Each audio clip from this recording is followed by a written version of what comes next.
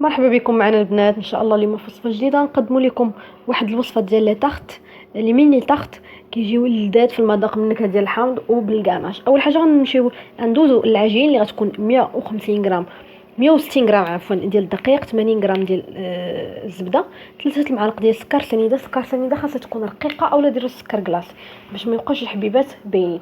نص كيس من خميره الحلويات. غادا نحاول انني من بعد يعني ندخل داك الزبده مزيان نبسبس بها، يعني نبسبسها في داك الطحين. وعندي هنا نص كاس ديال العنبه، غنوريكم شحال درت هنا، ومع قبيصه ديال الملح عفوا. هنا درتو باقي شويه على نص كاس باش يسد في الثلاجه. ندوزو الكريمه ديال الحامض اللي غتكون. انا درت كان عندي الحامض صغير، درت 2 حامضات هما اللي خديت القشور ديالهم. غندير واحد المعلقه ديال، غادي نحاول نخلط النشا مع البيض وقشور ديال الحامض. وهنا عندي كاس.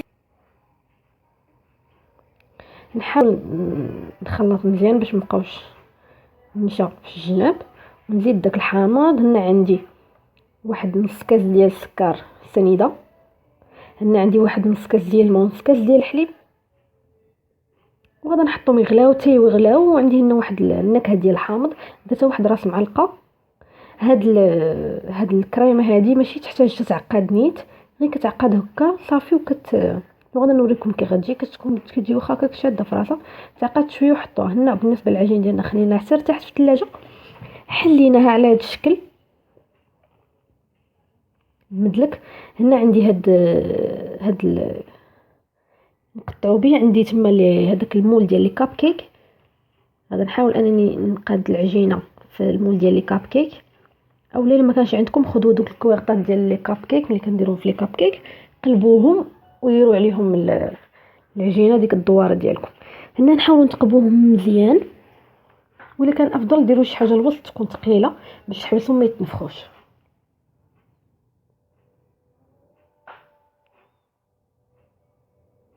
هنا من بعد ما طابوا دخلتهم الفران 180 درجه على يعني طابوا عادي من التحت. هنا عندي 80 غرام ديال داك الشوكولا نوار درتو يذوب، وعندي 100 ملي ديال الكريم فريش. غندير واحد الكاناش.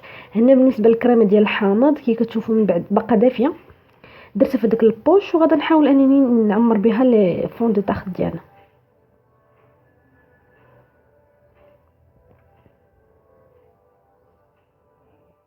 هنا كي كتشوفوا هنا عندي داك 80 غرام ديال الشوكولا نوار، عندي تما 100 ملي ديال الكريم فريش شوكولا ذوبتو. يلا ذوبتو حبه مريم. وغنبدا نزيد عليه تقريبا على حسب. هنا ملي جيت تخلط تقريبا نص ديال الكميه، يعني 50 مليلتر، حتى ولا الكاناش هكا ثقيل.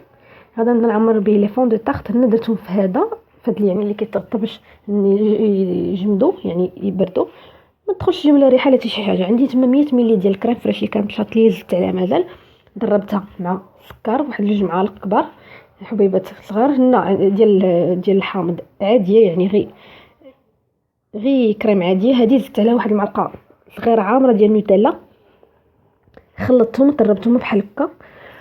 وغادا نديرها في البوش، وغادا نزوق بها في ديال هذوك ديال لي غاناش، دوك لي طاختولات ديال لي غاناش. غادا على هذا الشكل كيجيو ساهلين ولذات في المذاق ومنعشين طبعا، خصوصا ديال الليمون. كيجيو واحد البنه ديال الليمون فيهم زوينه، يعني ديال الحامض فيهم زوينه.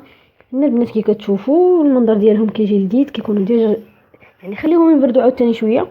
كيجيو البنات لذات. كنتمنى الوصفه ديالي تنال اعجابكم، ما تنساوش تشاركوا في القناه. وشكرا، والى اللقاء الى وصفه قادمه ان شاء الله. كنتمنى الوصفه تعجبكم.